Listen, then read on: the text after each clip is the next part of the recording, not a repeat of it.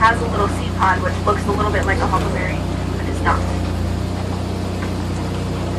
And we have two more of our upside down flower towers up here. These are new installations as of this season, so they're still kind of in the stages of construction. And these also mark the end of the landscaping on the way up. So everything past to this point is natural growth, all indigenous to Alaska. And like I said, we're going all the way up to 600 feet above sea level, up on Heinzelman Ridge. Although Thunder Mountain, the mountain that we're on right now, tops out at about 3,700 feet. And so we don't quite go all the way up to the top. But there's 200 feet over on the left there. And up ahead of us, off to the right-hand side of the road, we've got this big rock face. You can see it's very jagged up on the right-hand side.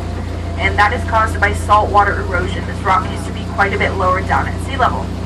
And it has risen to where it is now due to an effect called isostatic glacial rebound. So that describes the effect of the glaciers moving across the land about 10,000 years ago after our most recent ice age. So they receded up into the Juneau ice fields, and as they did so, they carved out the Mendenhall Valley, and they caused all this land to rise back up after the pressure of the glaciers was lifted. And so the land is now rising at about half an inch per year. So that is how that rock got up here, and pretty soon all the surrounding islands around Juneau will become part of the mainland, although that'll take quite a while. Now here in Juneau in the wintertime, we get very strong winds. These are called Taku winds, that's T-A-K-U.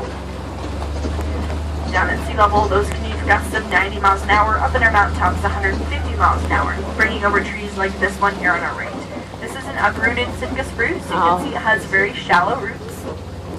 Now all of our trees look like that with those shallow roots, and that's because here in Juneau we're very geologically young because the glaciers were just moving through this area, and so we haven't had a whole lot of time to build up topsoil. So we have a very shallow layer of soil up on top of a thick layer of bedrock. And so all the roots of the trees and the plants can't grow straight down like a taproot would. So instead they begin to grow outwardly for distance and may tangle together with the roots of other trees and plants, and they make a big buddy system. So they're pretty well protected against those landslides and the strong Taku winds. Now, all along the path you'll see red elderberry bushes. So they're tiny little red berries that kind of grow in a bunch. Those are coming up on the left here.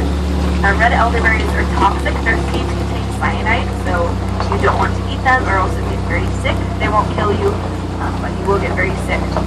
Those tiny little red berries can be baked or cooked and the seeds strained out, and then the juice can be made into red elderberry wine and jelly, but only after that cooking process and getting rid of those seeds is it edible.